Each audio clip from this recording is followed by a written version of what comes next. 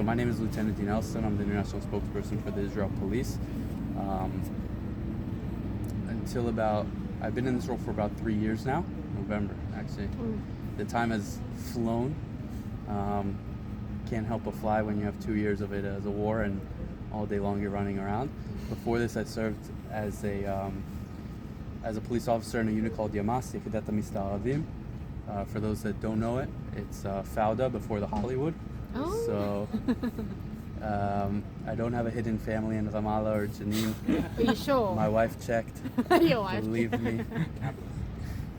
I didn't tell her about Nablus. I'll edit this out.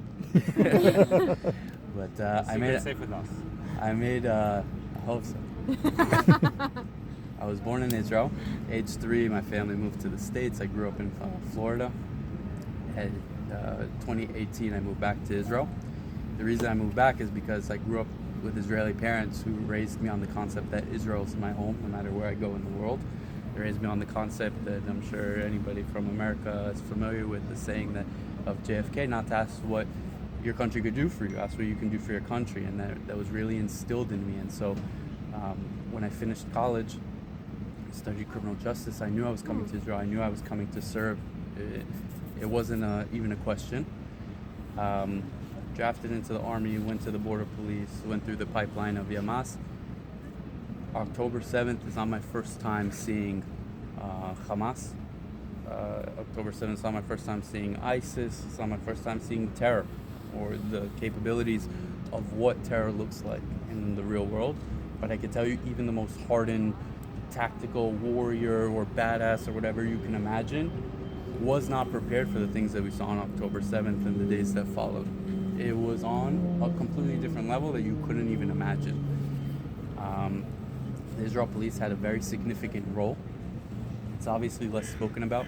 Obviously, the more important thing of October 7th is the atrocities that took place, for the world to know who our enemies are, to know why our soldiers are inside of Gaza, why they need to fight to bring our hostages home, why they need to fight for our homeland against an evil entity that's right there in our front and backyard. So where we're standing right now is about 5 kilometers from Gaza. Most people can do that in a brisk jog, run in less than 30 minutes. It's nothing. And there's areas, which I think you went, Nachalos and other areas, where it's even half of that. And the terrorists that they took advantage of it. They didn't need the pickup trucks and the motorcycles that they came in on. They didn't need the Buckeyes and the motorized paragliders that they came in on, or the Zodiacs that they came in on. Many of them just walked right over. That's how close we are. And on the morning of October 7th, we had where we are, the Gaza periphery zone, Otef Aza, is about 600 square meters, give or take. You have about 350,000 residents here in this area. You have 3 main police stations. You have 80 rural communities, moshavim, kibbutzim, things like this. And on top of that, you had a party that was taking place right here, where you had a little over 3,000 people between staff, off-duty police officers that were working here to maintain traffic, and obviously the occasional drug bust or preventing overdose or a fight or something like that, and medical personnel. Around 6:30 in the morning, and when I speak to you on times, please don't quote me on the specific times, just know that it's an approximation. Around 6:30 in the morning, when the rockets started coming in, the police that were here at this site, you had about 40 police officers or so that were here at this site, remember, working off duty, came to the decision that they were going to shut down the party. Now, to you guys, that might seem like a very obvious decision. There's rockets coming in, but I remind you, this is Israel and things aren't so obvious, especially when you're talking about an area that had a permit. This area had a permit to hold this party, so if the police come and they shut down the party, the event, prematurely, you're liable. And so they needed to back up that decision. But what was the reality of what was on the ground here? You had over 3,000 people. Everything you see here wasn't here. This fancy road was built much later, where these buses come in on. all these pictures, all these tents, even the shelters weren't here. There was no shelter in this area, and the party had people who were here overnight. The event wasn't like, it didn't just start. It was going on all Shabbat and all Chag. So you had cars all below, where you guys came in from, was packed with cars. The streets were lined with cars. This area was filled with tents, and it was filled with stages, and it was filled with bars, and it was filled with vans that were here that people were staying in. It wasn't so organized like it is today, is my point. And so at 6:30 in the morning, when the rockets are coming in, the police decide, okay, we're shutting it down. They now have to go and collect 3,000 people and tell them, guys, you're going down, and we're talking about 40 officers and over 3,000 people.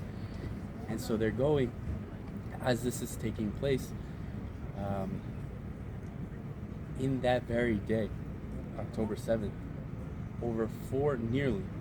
approximately 4,000 rockets were fired into Israel. The single most amount of rockets in a single day to strike Israel. Like, to us, we say 4,000. I know me, I've become very numb to these numbers, but 4,000 is an insane amount of rockets. That means that there's constantly red alerts. People are constantly going into the bomb shelter. People aren't leaving their house. It's madness here.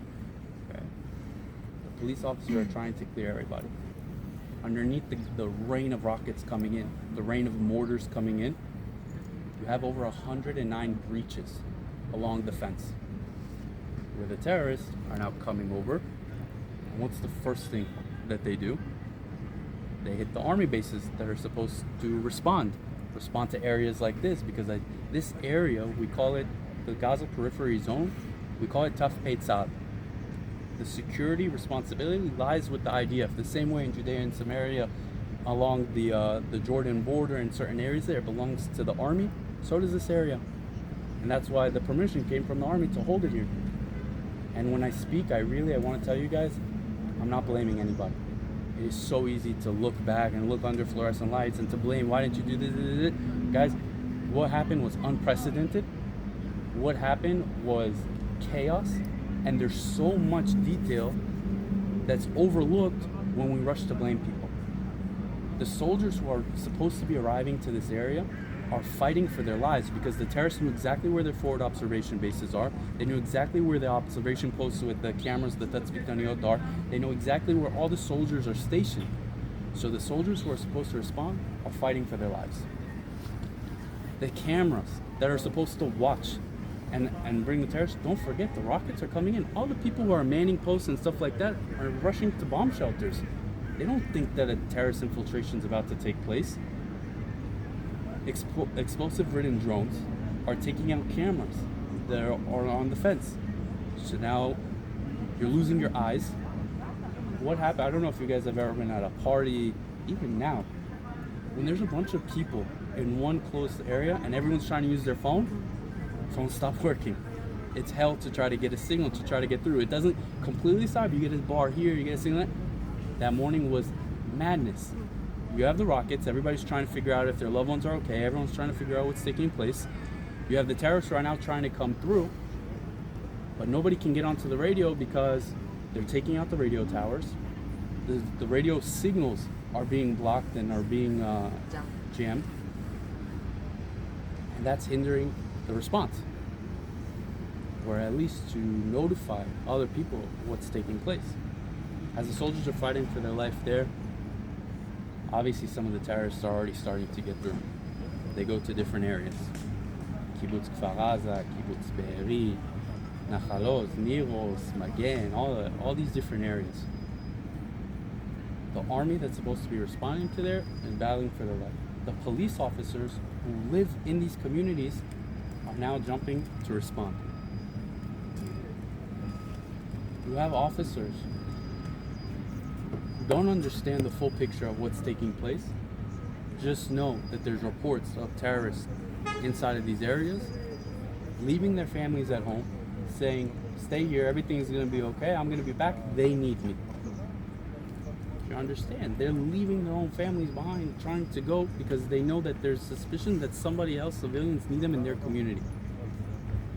These officers are with handguns, battling terrorists who are coming in with heavy machine guns mounted onto pickup trucks. RPGs and different types of rocket-propelled explosive launchers, incendiary hand grenades, regular hand grenades, different types of mines, different types of explosives that they can put onto doors and bust doors open or bust windows open, are now starting to go through these different communities. I know that if people ask, where was the police? Where was the army? How did this happen? You guys have to understand that in the real world, it's not like an action movie. Okay? The terrorists are coming in. They're wearing the same colored clothes as the IDF soldiers. Army green. So the soldiers responding, thinking they're going to their comrades, to their friends, are being killed or being ambushed because they think that they're going to friendlies. The soldiers who are going to try to rescue civilians are running into terrorists who are wearing civilian clothes. So they're being killed because these people are wearing civilian clothes.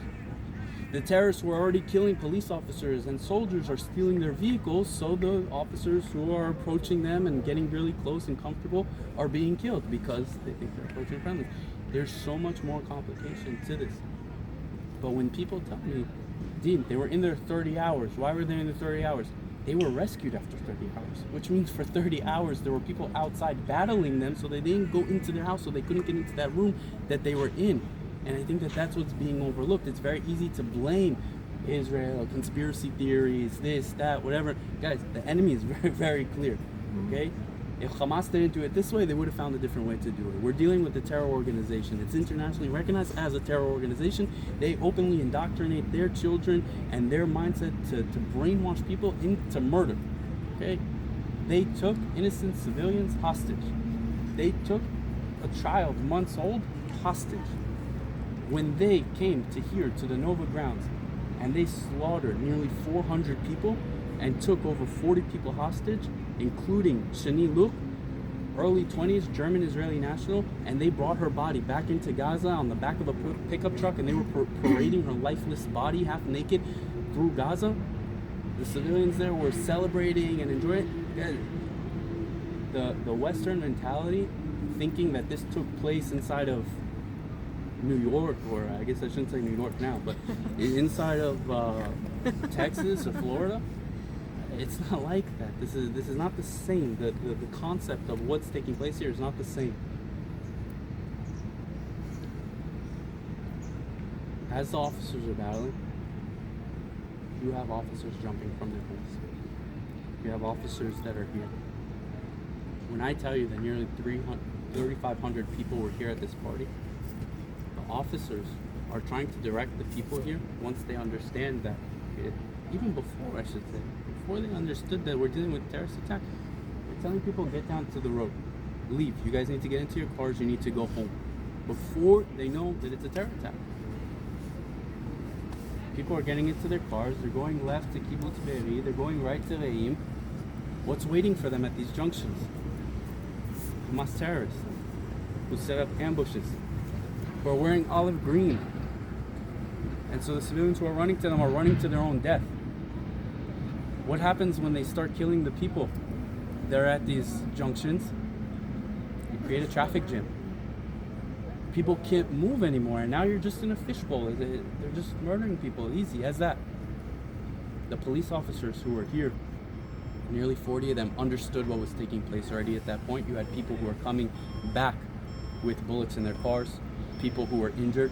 They could start hearing Kalashnikov automatic fire. The people who were coming back showed signs that it was a terror attack. They understood what was taking place. They understood they couldn't go left, they couldn't go right.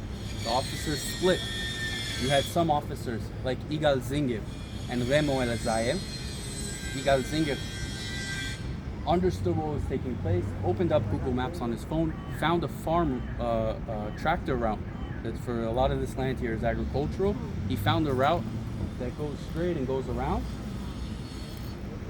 He starts telling people to follow him.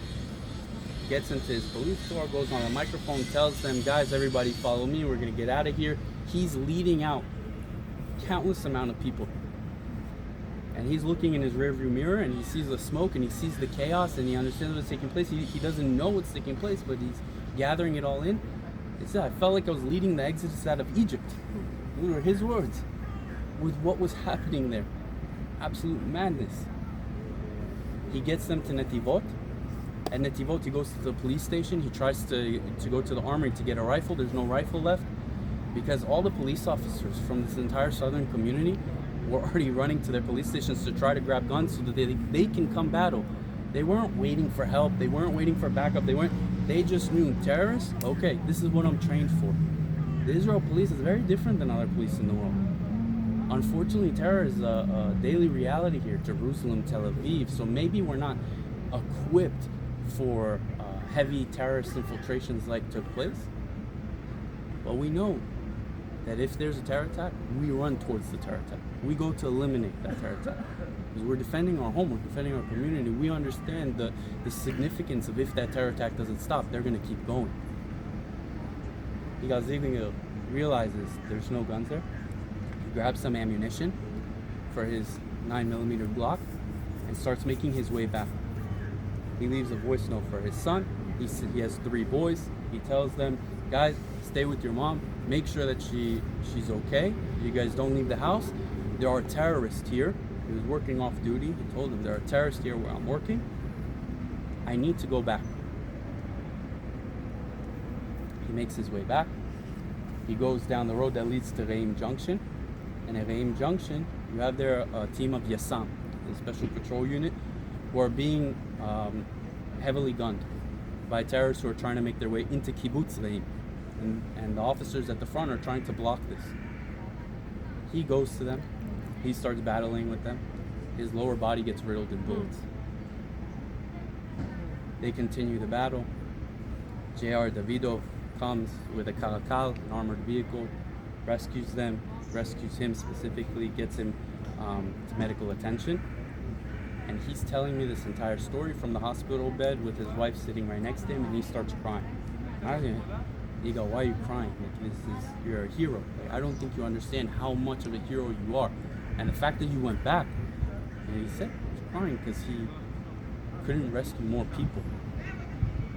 That's what was going through his head. He didn't care that he was riddled with bullets. He didn't care that he could have lost his life and left his wife with his 3 boys as a widow. He cared that he couldn't save more lives because he understood what was happening here. He understood the sheer terror. He saw it with his own eyes. His wife obviously slaps him and she's laughing and she's saying, you understand who my husband is? This is my husband. Amazing guy. Remo Elazar, that I also told you, Remo, he's from Rat. He's a Muslim. And I think a lot of people around the world don't realize that just because I'm wearing this uniform doesn't mean necessarily that I'm Jewish or that I'm Ashkenazi or whatever. You have people from all walks of life wearing this uniform and the army uniform. Christians, Muslims, people from Ethiopia, from Russia, from Africa, from all over the world. They're not doing this to protect just Jews.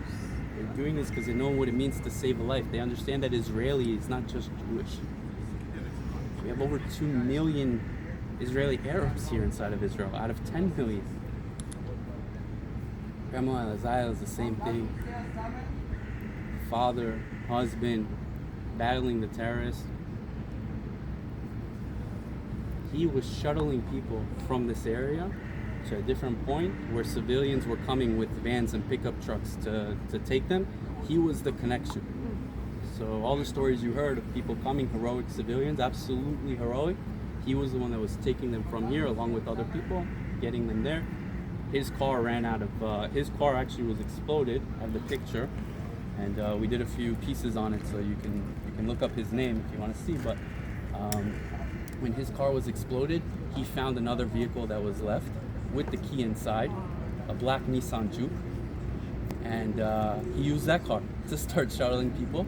And then a week later, he found the guy whose car it was alive from like a Facebook post or whatever. Found the car was alive. Wow. And their stories online if you want to see. They're pictured together and they're still in touch today. That was just here. And out of 3,500 people, I know that when we say nearly 400 people were killed here, you have to understand that if it wasn't for the police officers who were here, it wouldn't be nearly 400. It would have been 3,500. Everybody would have died. Everybody that was here. Where we are right now, the season's changed. 2 years have passed. But this area is filled with blood in the ground. This is the site of a massacre site. Don't be confused by the fancy stuff they put up here and the pictures that they put up and the infrastructure and the road. This is the site of a massacre. When Hamas was here, they didn't ask, what's your background? They didn't ask where you're from. They didn't care.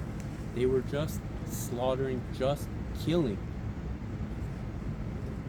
At 6:41 in the morning, Deputy Commissioner Amir Cohen gave the order, Palash Paleshet. Palash Paleshet is a contingency plan that the police have to shut down the district. That means that already at 6:41 in the morning, the police officers who had a radio and were able to hear knew that they needed to reach checkpoints. These checkpoints are the main arteries in the district that prevent that it casts a net basically on the district and then closes the net. So when there's an infiltration like there was, they can then contain it as much as possible. By 7 in the morning, the district was shut down. So when you ask, how did the terrorists not get to Tel Aviv? Wow. How did the terrorists not get to Jerusalem? How the hell? What? Because of the command of the Israel Police Commissioner, who called it for the first time in history. Yes? The first person to publicly say that we're in a state of war was the Israel Police Commissioner at the time, Yaakov Shabtai. At 7 o'clock in the morning, 9 battalions of the border police were called to duty. Not here to the south, across Israel. Why? Because we didn't know if it was coming from the north. We didn't know if it was coming from Judea and Samaria, the Jordan border, the Syria border, down to the Egypt border. We didn't know exactly what was taking place. If there was going to be another Shomer Chomot, guardian of the war, inside of Ramle, inside of Jerusalem, everybody manned the post. Everybody got called to duty. So at 7 o'clock in the morning, everybody already got their text. They were on their way. 9 battalions were called out.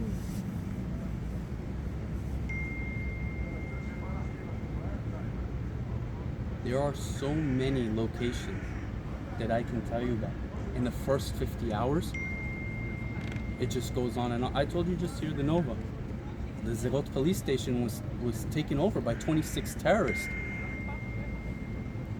The police officers were fighting for their life, but they were containing the terrorists just there. What did the terrorists do on their way to the Zerot police station? Don't forget that there were the rockets coming in. There was a bus, a minibus, with the retirees who were on their way to the Dead Sea. When the rockets came in, you have to run to shelter. They try to run into the shelter, the public shelter. The public shelters in Sderot are closed with magnetic locks, and they are supposed to automatically open when a siren goes off. Unfortunately, the doors never opened, and they didn't make it into the shelter. But as they're trying to get into the shelter, a white pickup truck comes, armed to the teeth, with Hamas terrorists on side, and they slaughtered the retirees who were there. I'm sure you guys have seen the pictures that were publicized. Those same terrorists are the ones that were going through the different communities. When I say those same ones, I don't mean specifically this team. I mean that these, multiply them by the thousands, going into the different communities, murdering, taking hostage, etc. We have officers like Keteb Tzuhan, who lives down here, understands what's taking place, hops on his motorcycle, makes his way down here, sees that there's a car that is being chased, has terrorists inside, understands on the radio that that's a car with terrorists. These terrorists, 2 terrorists, armed with AK-47s, stole security Rabshat's car from the Kitot Konanut inside of the communities. The security coordinator for the community stole their car, so it's got a chakalaka on it. He understands it's taken over. He intercepts this vehicle, and with one hand holding the wheel of his motorcycle and the other hand shooting with his Glock, eliminates 2 terrorists that were on their way to kill civilians. body cam. Yeah, he has his helmet footage, and the whole thing is recorded. Eliminates them, doesn't go to his family. At this point, he knows what the hell's going on here. At this point, everybody knows what the hell's going on. None of the police officers run back to their families. They continue the battle for 50 hours to save as many lives as possible. From there, he went to Fauda. From there, he created a makeshift team. There were people outside. He said, I'm not waiting outside, I'm going inside. He grabbed this guy and that guy. They were a makeshift team, about 3-4 guys. Made their way to Dora Tzair, to the youth area of the community. And the whole thing's recorded. That he's battling them with his handgun against AK-47s and RPGs, taking heavy fire. The guy that he's with gets shot, he gets down, he pulls him back, puts him to the side behind the little house that he's with, goes back for more. He's yelling to the guys, to other IDF soldiers that are arriving, or to other armed people. You can't really make it out who it is in the video, but he's yelling to them, guys, they're not civilians. They're not civilians. Why? Because these terrorists are wearing civilian clothes. And it's so easy to confuse them with kitot konenut, with police officers who may be off duty or came from their house, with soldiers who jumped from the bases, didn't have time to get into Madim, or people who were at home for the weekend and coming and trying to help, or whatever it was. It was absolute chaos that day. That's just there. Be'eri, you have Dan Ganot and his team. Dan Ganot belonged to a unit called MATPA, National Crime Enforcement Unit for the police. They understand what's taking place. They're trying to make their way into Kibbutz Be'eri to save lives. Unfortunately, they never got to set foot on the ground. Because when their two cars make their way into the kibbutz, and they're trying to identify where these terrorists are exactly, because this is urban warfare like you've never seen. They're inside of civilian homes, they're behind civilian cars, like all these different, some of them wearing civilian clothes. They fired 2 RPGs, hitting both vehicles. They never make it. It is so easy to blame the security forces, to say, where were you, where this, and where that. But I promise you, that everybody that was here that day wanted nothing more than to save as many lives as possible. And we can't overlook that. And the days and the weeks afterwards, guys, it didn't just end on that initial day. On October 8th, when I'm here with international press, showing them, trying to explain to them, you still hear gunfire, there's still battles going on. The terrorists hunkered down in civilians' homes. The terrorists are still behind these little trees and bushes along 232. They ambush a team from Maglan who was staying inside. When they get an alert that there's a terrorist, they spotted terrorists that are hiding, and the team goes to try to spot them. They stop on the side of the road. They get ambushed and die. That wasn't October 7th. That was later. The Israel police, for weeks after that, were going house to house, community to community, to try to catch any of the terrorists who were left over, to properly arrest them. As all this is going on, the Israel police, together with the IDF, opened up a facility called Shuva, which was in central Israel. This is where all the casualties were coming in, mass casualties. We're talking about truckloads coming in. The IDF was responsible for identifying the soldiers, and the Israel police was identifying the civilians. The civilians were coming in conditions that were so hard to identify that for some of them it took weeks. It took even 1 year for some of them. Yeah. Because imagine the conditions that, so they're not all coming in like a body bag and like that's it, like perfectly preserved. An arm is coming in, their body was completely burned, and you have to identify them from their teeth or from a surgery that they had, and so they have a metal plate, and you have to use the serial number. And all these things are being explained to the press and the media. How do I know that? Because I was the one there explaining it to them. And what were their questions? Well, you told us 1,400 people were killed at the time. We said 1,400 and excuse us, that wasn't exact, as more truckloads of people are coming in and we can't identify if, this one arm belongs to this person or if it's different pieces that were found together or whatever the hell it was. And they say, you say this amount of people, so where are they? And we had to open up the trailers and show them and say, here you go. The journalists? The journalists. Yeah. Like showing that to them? Yeah. I remember him telling me this. They It's wanted crazy. you to show Yeah. them the body. I posted the video. You can see it on the Twitter page. Me standing there with a bunch of journalists, and I have the video on my phone where you hear him. Can you open up the other one too? What about the other one? Disgusting. Yeah. Because they want to make sure that there's bodies in every single one of them. Why? Also Israeli journalist. Because, guys, there's a narrative, or in case you didn't know, there's a narrative already built against Israel. Skeptical journalism completely collapsed, but only on one side. Only when it came from what Hamas was saying. They take every single word from the Hamas-run Gaza Health Ministry, but when Israel's saying, and they're showing them, and they're trying so hard, show me more, show me more, show me more. Which bodies went through sexual violence? Show us.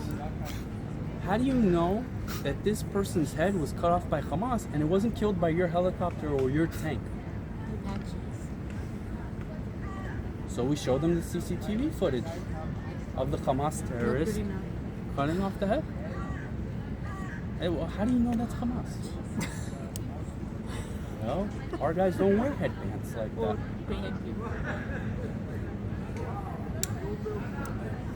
There was so much work being done to try to tell the world what was taking place. And me, personally, I'm telling you, it was one of the hardest struggles of my life to try to take a journalist who on October 8th, I'm walking him through Kibbutz Be'eri. Sorry, October 9th was Be'eri. October 9th, we're walking through Be'eri. That was the first trip that the journalist went inside. We're going into people's houses. There's blood on the floor. There's body bags everywhere. They see the destruction. There's still smoke coming because it's still fresh. And then fast forward, and you have to explain to them what we're doing inside of Gaza. They took hostage. They're holding hostages. We have to explain why we're going in there trying to get them back. I don't know how the world works outside of Israel, but here it's pretty simple in law enforcement. We tried to find the person kidnapped. We tried to bring them back. We hold the people accountable that did that. It's a crime. Like, it's pretty freaking obvious. And it's not even a crime that we need to try so hard to prove that it was them. They filmed it themselves. Do you think that these questions are authentic questions or the inauthentic questions? I think that I have no problem with them being asked, but it should be fair. It should be across the board. You're going to ask us these questions, also ask them these questions. But when they ask you those questions, We answer them. Do you think they're authentic? In terms of, Do you think they're really? Do you think it's like out of naivety, or do you think it's sinister? They're asking those questions. I can't speak to their intentions. But what I can speak to, which I wrote about in the group yesterday, and I did get approval to say, so I will share, is that when BBC Panorama came to me in January 2024, and they said, I had to fact check myself, so I got the exact dates, January 11, 2024, and they came to me and they said, we want to talk about atrocity denials, and we want to talk about the Israeli side. We're doing a documentary, 45 minutes. Show us. And I take him to Shura to speak with the commander of the Central District team. He's in charge. He saw everything. He signs off on the papers of the reports of how the bodies came in. He has images and pictures, and he's showing them pictures, and he's explaining the conditions and the complexity of identifying somebody coming in this condition. And we take him to speak with Remo, who's a Muslim, and we take him to speak, who fought here. And we take him to speak with Dudi Katz, who's the head of the cyber unit in Lav. Not anymore. He moved to a different position. But at that time, and he's explaining to them the over 2 million digital footprints that we've gathered as part of our investigation, and we have in our possession. And so he says, who did this, and we show him in the room. Here you go, unedited, unblurred, undoctored, completely raw. Here you go. Now you can say that you've seen it for yourself. And then 2 weeks later, or however long later, I get a text from him saying, "Listen, I'm really sorry, but BBC decided that we don't have enough room to show any of the things that you showed us." So something aired, but the entire day with professionals explaining their first-hand account of the things they dealt with, where they showed him the proof. It's not just their words, they're physically showing them. The memo showed his battle on his phone and all the videos and everything, and videos of people that he was rescuing that filmed him. And Duty was showing all the evidence, pictures of the crimes that were taking place, from the Yamas footage that they did themselves, to the footage they posted on social media and were later scrubbed, to the footage of the CCTV footages, the car footages, all these different things. Nothing there.